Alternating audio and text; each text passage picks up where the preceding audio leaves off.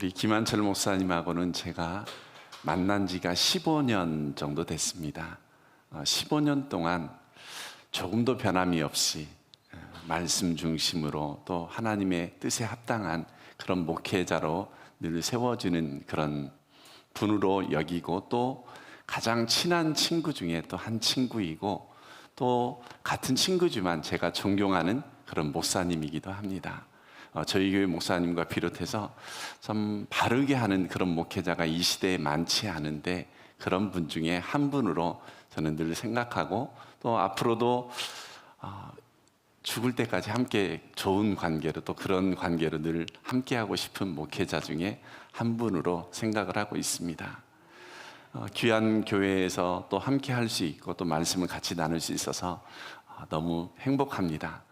제가 설교 시간에 우리 교회에서도 잘 안 떠는데 여기 오니까 왠지 떨리네요. 그것은 왜 그럴까요? 네, 좀 분위기를 좀 무겁게 하지 않기 위해서 잠깐 그랬습니다. 혹시 방랑 시인 김삿갓을 아십니까? 아마 대부분의 사람들이 알고 계실 겁니다. 이 김삿갓은 처음부터 방랑자가 아니었다라고 합니다. 왜 그랬냐면 1811년에 홍경래의 난 때 김익순이라는 사람이 있었는데, 이 사람은 방어사라는 높은 직책을 가지고 있었는데, 어느 날 홍경래에게 잡혀가지고 온갖 신문과 고초동안 그런 것을 통해서 그 난에 같이 협조하는, 그래서 그 일들을 도와주는 사람이 되었습니다. 그런데 어느 날 이 홍경래의 난이 이제 진압된 후에 조정의 역적이 협조했다는 이유로 이 김익순을 차명에 처했고, 그 후손들은 뿔뿔이 흩어졌다고 합니다. 그러던 어느 날 이제 김익순의 손자라는 사람이 김병연이라는 사람이 있었습니다. 근데 이 김병연이 성장을 해서 과거 시험에 합격을 해서 돌아왔는데, 그의 어머니가 너무나 기쁜 나머지 혹시 시험 문제가 뭐였냐라고 물었더니, 이 아들 김병연이가 김익순이라는 역적에 대해서 느낀 점을 쓰라고 했답니다. 그러니까 이 김병연이 당연히 법대로 극형에 처해야 되고 기강을 바로 잡아야 된다, 그렇게 써서 합격을 했답니다. 그 말을 들은 어머니는 김병연이를 데리고 사랑채로 들어가서 안치된 위패를 보여주면서 이 김익순이 바로 너의 할아버지다, 이 사실을 알려줬습니다. 이 사실을 안 김병연이 어떻게 했느냐면, 거적을 깔고 사죄를 한 뒤 필로스 할아버지를 2번 죽인 불효자가 어찌 하늘을 보겠느냐라고 하면서 심한 마음에 극심한 그런 고통을 겪다가 결국 그때부터 삿갓을 쓰고 방랑하면서 온갖 기이한 일을 했다라는 그런 이야기가 있습니다. 그래서 방랑 시인 김삿갓이 태어난 거죠. 제가 김삿갓 이야기를 했는데, 김삿갓뿐만이겠습니까? 사람들이요, 자신의 신분과 위치를 바로 알지 못하면 그럴 수 있습니다. 우리가 8월부터 레위기를 지금 묵상하고 있고, 이제 내일 모레면 이제 레위기가 끝이 나는데, 레위기 후반부 17장부터 25장까지의 말씀을 보면 반복해서 강조하는 단어가 무엇이냐면 거룩이라는 단어입니다. 그렇다면 왜 레위기 후반부 말씀에 거룩이라는 단어나 거룩의 의미가 담긴 그런 말씀들을 강조하는 것에 대해서 혹시 생각해 보셨습니까? 레위기 16장에 보면 대속죄를 통해서 거룩하게 되어진 사람들은 이제 사람들과 구별된 그런 삶을 살아야 하는 것에 대해서 하나하나 조목조목 설명하는 말씀이 17장부터 25장까지 말씀입니다. 17장에서 20장은 일반 백성들이 살아가면서 거룩해야 되고 성결해야 대한 부분들을 강조하는데, 특징을 보면 일상적인 모든 삶의 또는 사회적인 구조들을 언급하는데, 후렴구마다 반복하는 말씀이 있는데, 어떤 말씀이냐면 내가 거룩하니 너희도 거룩하라는 말씀이 나오죠. 그러니까 이것은 무슨 말씀이냐면, 우리가 살아가는 모든 일상 영역에서 너희는 구별된 삶을 살아야 된다, 그 말씀을 하고 있는 거죠. 그리고 21장과 22장은 제사장들의 거룩과 성결에 대해서 언급을 합니다. 이것은 하나님과의 관계된 거룩을 말하고 있는 거죠. 그리고 23장부터 25장은 이제 절기를 하나하나 다 언급을 하는데, 이것도 잘 보시면 시간의 성별로 우리의 모든 삶의 영역에서 거룩을 다루고 있다는 사실이죠. 레위기의 절반의 내용이 거룩한 삶에 대해서 왜 언급을 하느냐? 그것은 구별된 하나님의 사람들은 당시 가나안 사람들과는 다르게 살아야 했기 때문입니다. 레위기에서 가장 중요한 단어가 세 단어가 나옵니다. 네, 보시면 화면에 있는 것처럼 부정과 정결과, 제가 정상이로 되어 있는데 정결입니다. 정결이고 거룩인데, 이 부정이라는 것은 비정상적인 삶을 말하고 있는 것이고, 이 정결이라는 것은 정상적인 삶을 살아가는 것이고, 이 거룩은 정상적인 삶에서 특별하게 구별되어진 그런 삶을 말하고 있는 거죠. 생활 속에서 정상으로 살아가기가 쉽지 않은 시대다, 사람들은 이야기합니다. 그런데 거기서 거룩하게 구별되는 것은 더 어렵다는 이야기가 되겠죠. 그래서 그런지는 몰라도 이 땅에 많은 믿는 사람들이 왜 그렇게 살아야 하는지를 모르고 정상도 아닌 부정의 비정상적인 삶을 살아가는 그러한 성도들이 참 많은 시대라는 사실입니다. 왜 그러느냐면 자신이 왜 그렇게 살아야 했는지를 잃어버렸기 때문입니다. 자기가 누구인지 어떠한 존재인지를 알지 못하면 바르게 살아갈 수 없습니다. 그러나 성도는 어떤 사람들이죠? 세상에서 구별된 하나님의 사람들입니다. 세상 사람들이 우리와 다른 길을 가더라도 성도라면 주님이 원하시는 그 길을 따라가야 하는 그런 성도들이 우리의 삶이라는 것이죠. 그런데 성도라고 하면서 왜 그 길을 가야 하느냐라고 반문하는 사람들이 교회 밖에 있는 것이 아니라 교회 안에 그런 사람들이 종종 있습니다. 교회는 꼭 나가서 예배를 드려야 되는지, 우리 교회 성도님들 중에 그런 분들이 있더라고요. 이제 코로나 이후로 집에서 유튜브로 드리다 보니까 교회 나가지 않고 집에서 드리니까 너무 편하잖아요.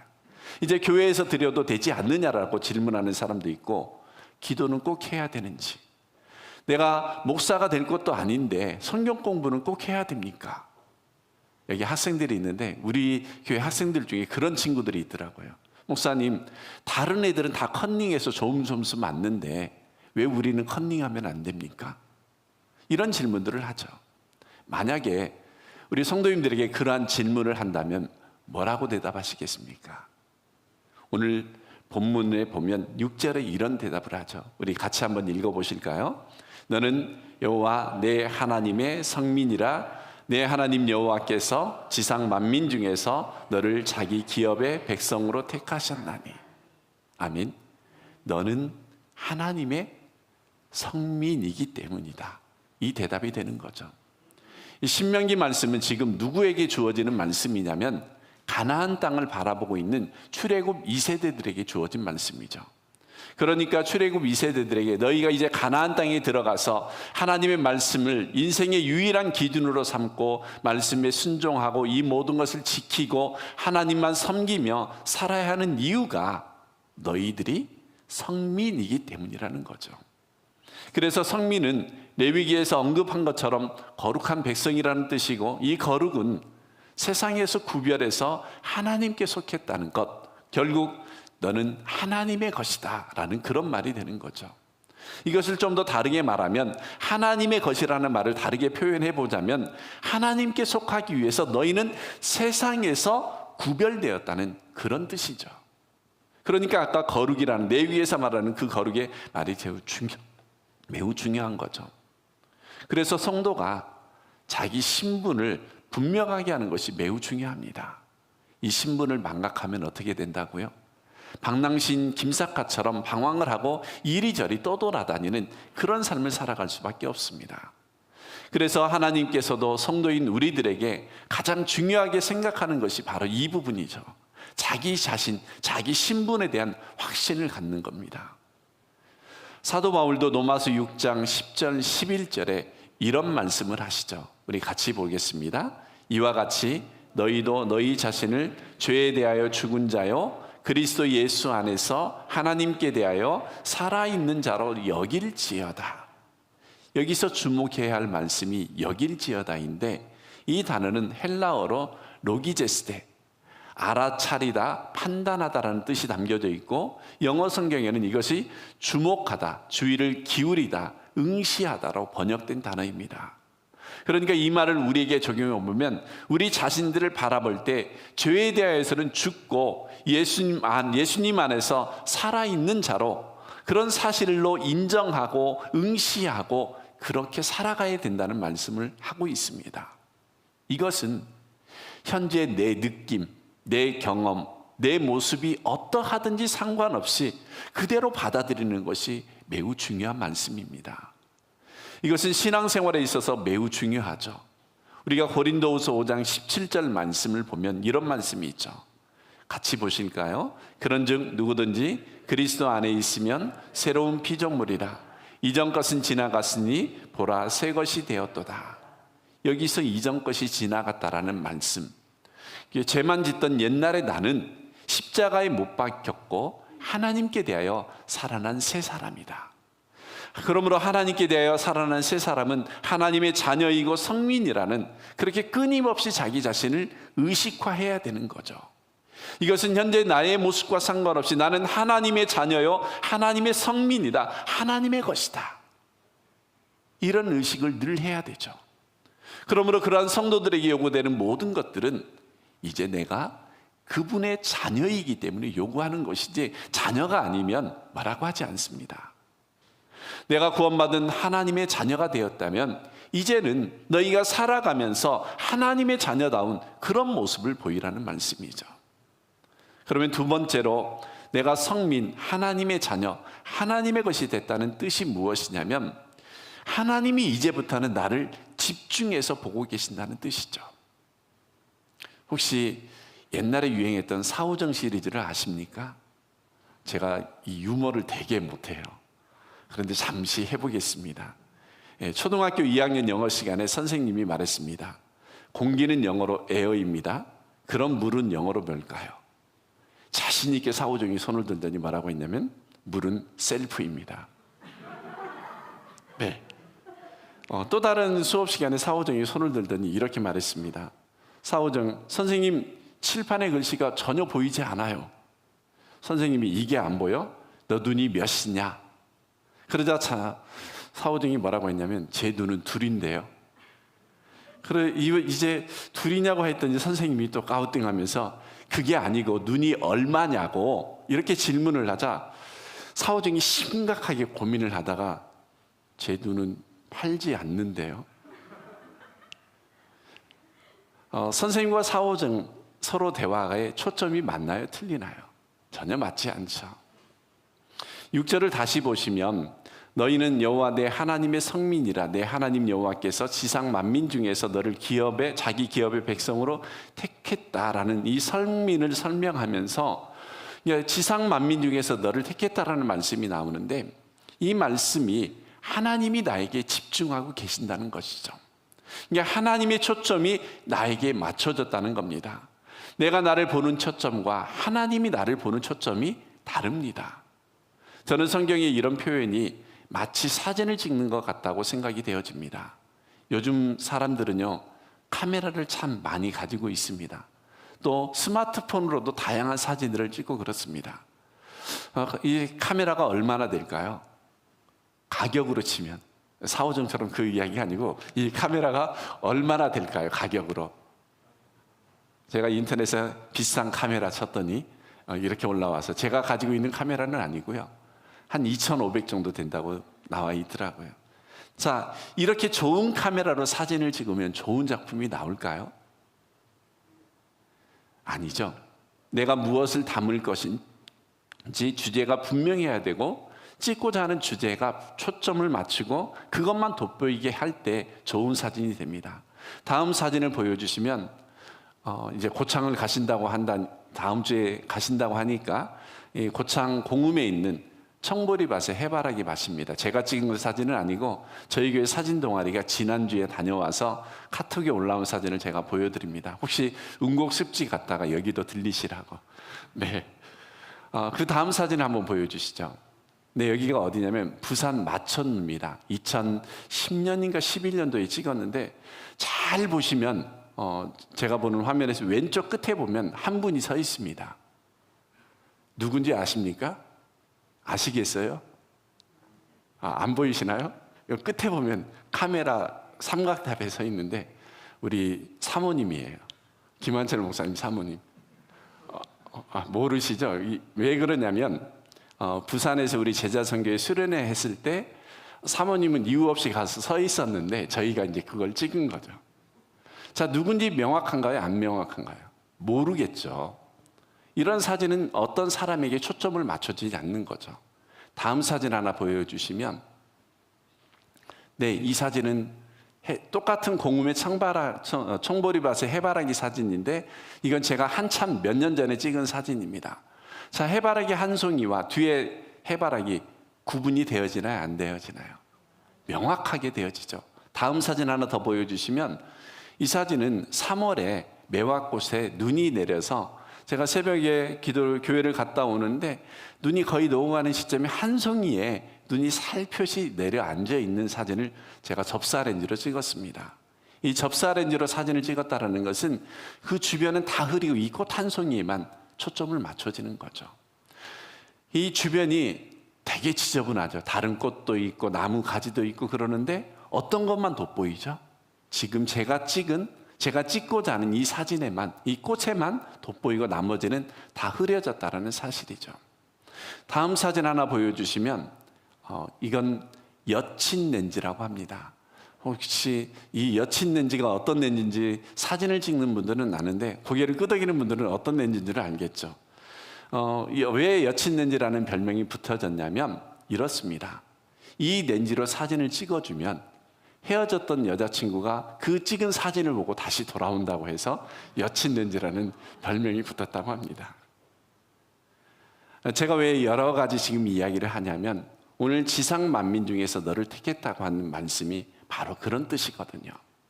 하나님께서 여러분을 자녀요 성민이라고 하시면서 초점을 성민에다 맞추니까 지상 만민이 흐려지면서 나만 선명해지고 또렷해진다는 사실이죠.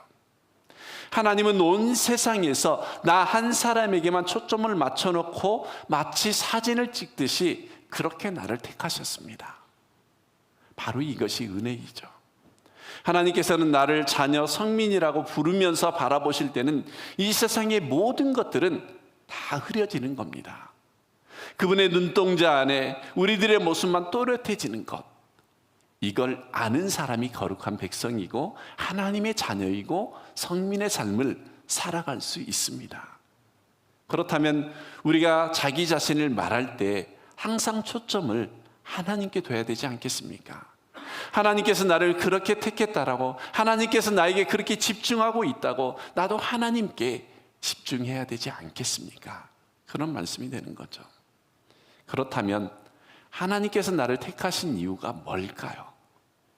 요즘 TV를 보면 윤석열 대통령의 국정운영평가가 8월 첫 주 기준으로 24%, 긍정이 24%고 부정이 66%입니다.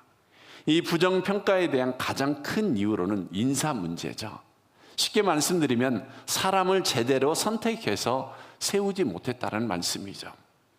우리가 어떠한 일에 있어서 사람을 선택하고 세운다는 것 결코 쉬운 일이 아니죠. 사람 하나를 잘 선택해서 세우면 기업이나 그 공동체에 매우 유익합니다.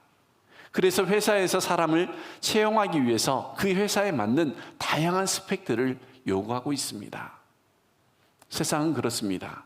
다른 사람보다 특별하고 가진 것이 많고 또 하는 것이 많아야만 그 사람을 선택하게 되어지는데, 하나님은 성민으로 삼으시기 위해서 선택을 하시는데 우리가 아는 세상적인 방법으로 택하시지 않는다라는 거죠. 다름을 지금 우리에게 말씀하고 있는데, 우리가 6절을 보셨지만 지상과 만민이라는 말씀은 세상에 잘나고 똑똑하고 특별한 사람들이 많이 있는데 그 중에서 하필이면 왜 나를 택했냐는 거죠. 그거에 대한 대답이 7절, 8절 앞부분까지 나와 있습니다. 우리 이 말씀은 같이 한번 보도록 하겠습니다. 여호와께서 너희를 기뻐하시고 너희를 택하심은 너희가 다른 민족보다 수요가 많기 때문이 아니니라. 너희는 오히려 모든 민족 중에서 가장 적으니라. 여호와께서 다만 너희를 사랑하심으로 말미암아.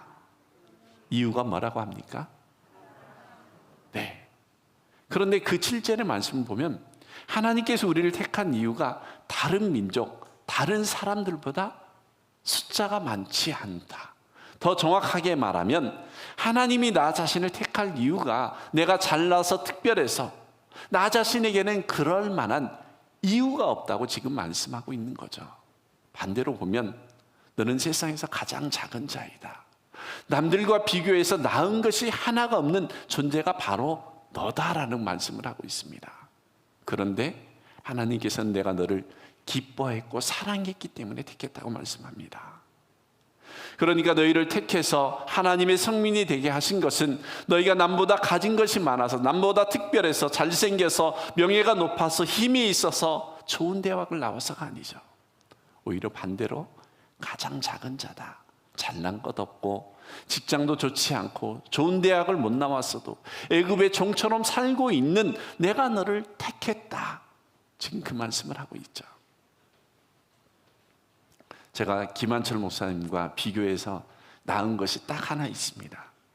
네, 키가 큰 것밖에는 없어요. 뭐 설교도 잘 못하죠. 또 여러 가지 부분에서 보면 저보다 더 잘하더라고요. 운동도 잘하고. 하나 더 있네요. 탁구는 제가 조금 잘 쳐요. 사진은 비등비등해요.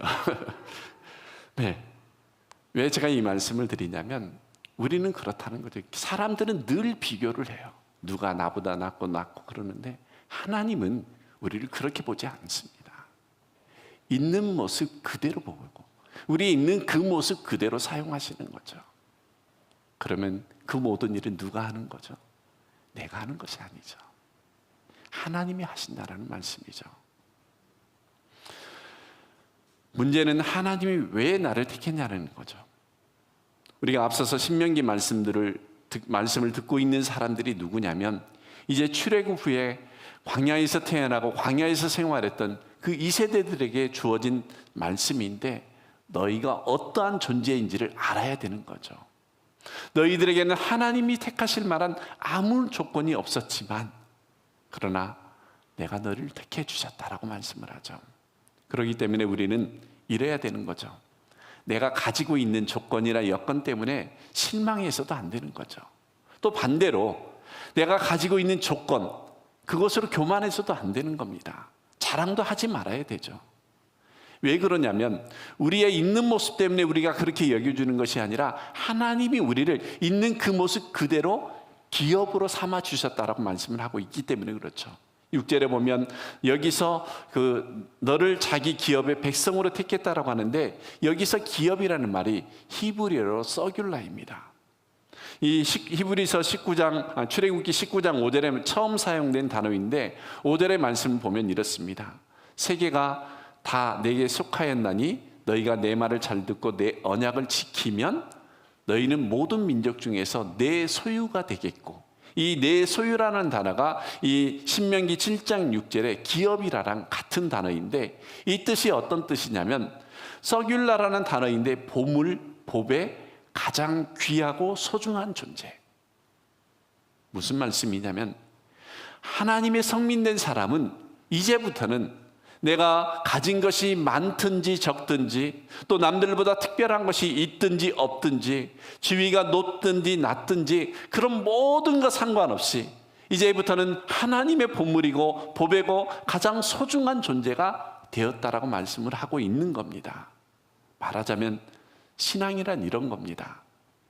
하나님께서 나를 바라보실 때 보물처럼 보배처럼 바라보는지 아니면 쓰레기처럼 거지처럼 바라보는지 그걸 아는 것이, 그것이 확실한 사람은 흔들리지 않는 거죠. 방황하지 않는 겁니다. 성도 여러분은 자신을 어떻게 보고 있습니까? 나 같은 것 별 볼 일 없는 존재지, 오죽하면 이 모양 이 꼴이겠어, 그렇게 생각하십니까? 아니면 하나님 부족하고 연약한 나까지도 하나님은 다시 없는 보배로운 존재처럼 여겨주시는구나. 나 같은 죄인까지도 하나님은 보물처럼 이렇게 대우하시고 보배롭고 존귀하게 여겨주시는구나. 자기 인생을 별 볼 일 없던 사람으로 생각했던 사람이 예수를 믿음으로 자신을 바라보는 시각이 달라지는 겁니다. 이것을 볼 수 있는 성도는 세상을 다르게 살아갈 수 있습니다. 창세기 6장의 말씀에 보면 이런 말씀이 있습니다. 5절에서 7절의 말씀인데 한번 보실까요? 네, 창세기 6장 5절 7절. 네, 없으면 제가 읽어드리겠습니다.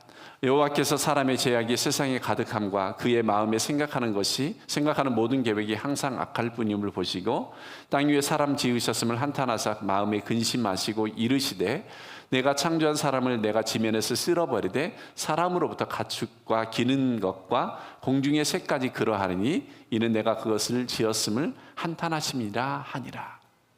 무슨 말씀이냐면 이런 말씀이죠.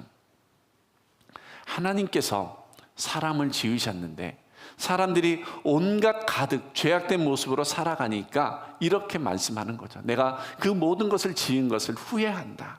그래서 그 모든 것들을 이제 다 쓸어버리겠다라고 하는 말씀 중에 8절에 보면 이런 말씀이 나옵니다. 그러나 노아는 여호와께 은혜를 입었더라. 이 말씀 원문의 뜻은 이렇습니다. 그러나 노아는 하나님의 눈동자 안에 있는 호의 은혜를 발견했다. 무슨 말씀이냐면 노아는 하나님께 집중해서 그런 환경 속에서 은혜를 베풀어 주시고자 하는 하나님의 그 마음을 바라보았다는 사실입니다. 그렇다면 이제 우리들도 노아처럼 좋지 않는 조건들에 초점을 맞추고 그것을 바라보면서 실망하면서 사는 것이 아니라 오히려 은혜의 눈으로 우리를 향하여 계획하시고 인도해 주실 하나님께 초점을 맞추고 그것을 바라보며 살아가야 된다는 말씀이죠. 현재 우리가 가진 조건 때문에 그런 사람은 절망하거나 원망하거나 불평하지 않고 하나님께만 집중하며 나갈 수 있습니다. 그러므로 우리는 이래야 되죠. 이제부터는 남이 갖고 있는 조건으로 비교하면서 절망했다, 자랑했다, 그렇게 하는 인생에 평가하는 마음을 내가 성민이라면 이제는 다 버려야 되는 거죠. 그런데 어떤 사람들은 반대로 하죠. 세상을 봐도 어떤 것만 봅니까? 어두운 면만 보고 하나님을 바라봐도 은혜에 집중하지 못하고 저주와 심판에만 집중해서 바라보니까 그 마음의 눈이 향해져 있는 그런 모든 것들이 다 비틀어져 있는 거죠. 그래서 이런 분들이 있죠. 하나님, 왜 나에게 이런 아픔을 주십니까? 왜 이렇게 나에게 이런 시련을 주십니까? 왜 나에게 이런 질병을 줘서 이렇게 고통하게 만듭니까? 그런데 지나고 잘 나서 생각해 보십시오. 그 아픔과 그 힘든 시간들을 통해서 나중에 시간이 지나고 나면 하나님의 분명한 뜻이 있음을 깨닫게 됩니다. 제가 그랬거든요. 왜 나는 남들보다 부유하지 못하고 왜 건강하지 못하고 왜 이렇게 힘든 시간들을 많이 주는지 그때는 저는 되게 원망을 했거든요. 제가 그랬어요. 말씀을 바로 알지 못하고 이러한 것들을 깨닫지 못할 때는. 그런데 지금에 와서 저를 생각해 보면 그런 모든 하나의 아픔, 힘든 어려운 과정들이 저를 이 자리에 서 있게 만들었거든요. 저는 그런 마음으로 하나님께서 저를 통해서 또 터키 땅에 준비된 그런 하나님의 영혼들이 있을 거라 생각이 되어집니다. 그 일을 위해서 순종하는 마음으로 갑니다. 제가 잘난 것 없고 잘한 것 없고, 제가 김한철 목사님과 비교해서 두 가지 말고는 잘난 것이 없다고 그랬잖아요. 그런데 하나님께서 그런 저를 거기에 보내주시는 것은 분명한 이유가 있다고 생각이 됩니다.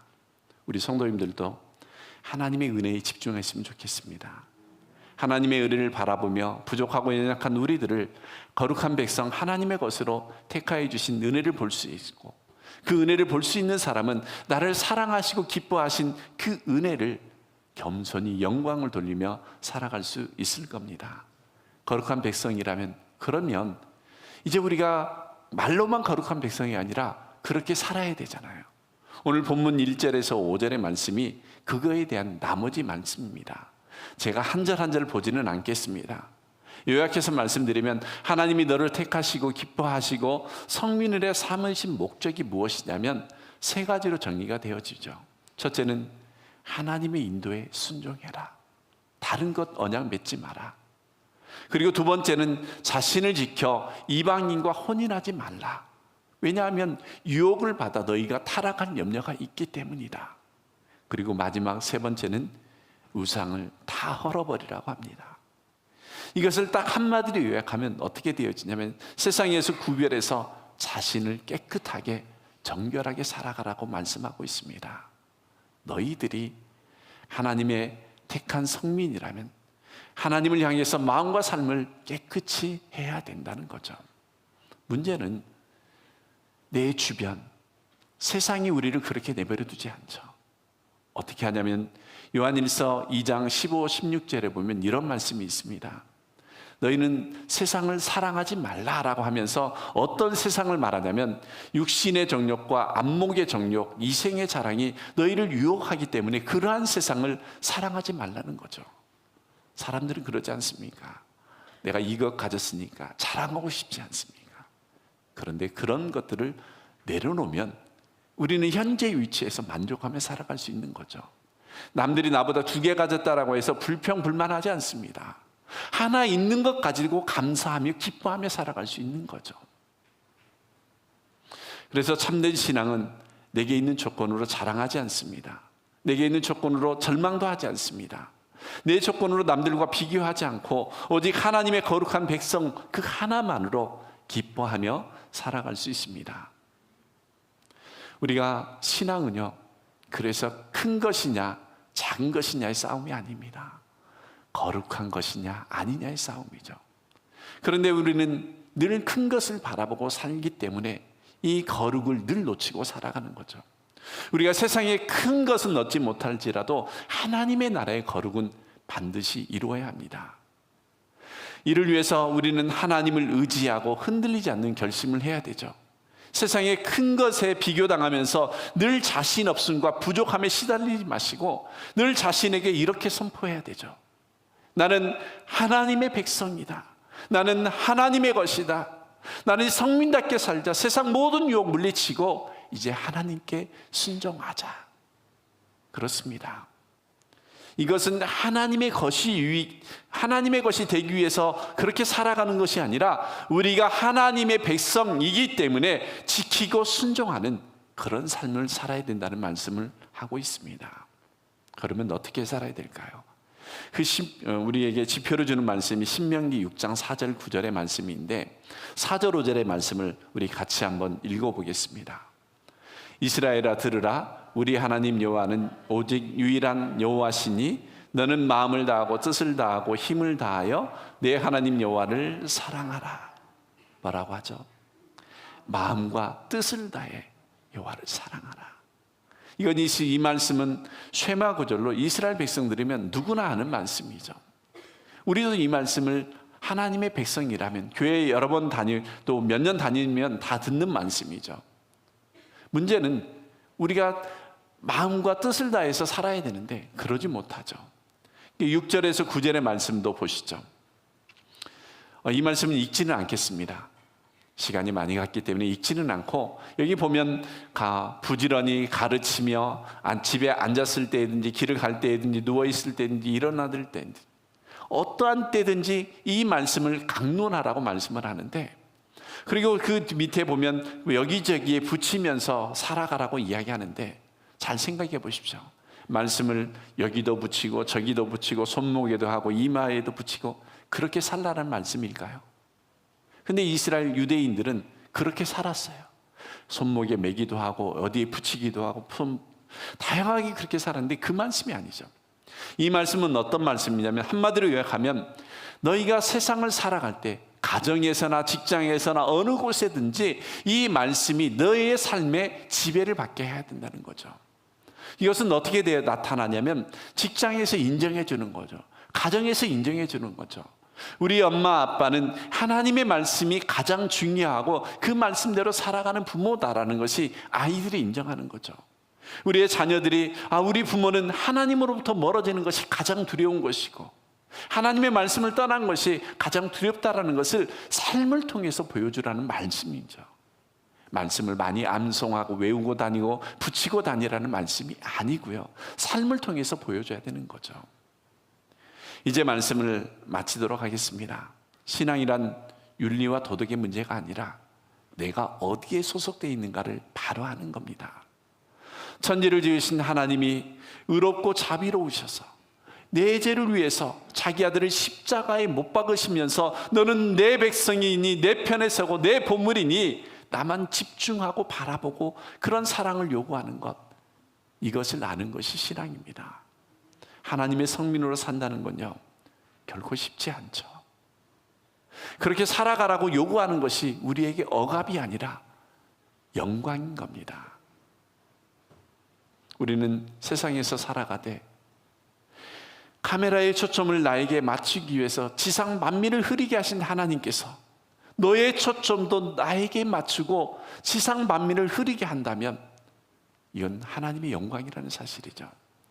하나님의 성민이라고 하면서서 세상적인 기준과 가치를 따라 살아가므로 거룩한 성민의 정체성을 잃어버리고 당연히 지켜야 할 때 그것들을 지키지 않고 세상에 감전돼서 크고 높고 유명해지는 것만 쫓아 사는 사람들이 많은 시대이기 때문에 거룩한 백성의 모습을 보이기 어려운 시대라고 말씀을 드립니다. 우리 늘봄교회 성도 여러분, 하나님께서는 우리가 잘나서 선택해 주신 거 아닙니다. 보잘것없고 부족한 연약한 우리들을 하나님의 성민 백성으로 택해 주셔서 가장 보배로운 존재로 여겨주셨습니다. 그렇다면 이제는 성민의 당당함을 드러내시길 바랍니다.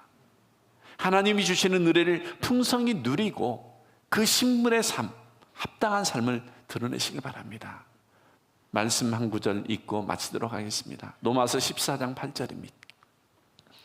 우리가 살아도 주를 위하여 살고 죽어도 주를 위하여 죽나니 그러므로 사나 죽으나 우리가 주의 것이로다. 말로만 하나님의 성민이다 하는 것이 아니라 하나님이 나에게 집중하였듯이 이제 나도 하나님께 집중함으로 하나님의 성민의 거룩함을 온전하게 드러내는 삶을 살아가시는 모든 성도님들이 다 되시길 주님의 이름으로 축원합니다. 기도하겠습니다.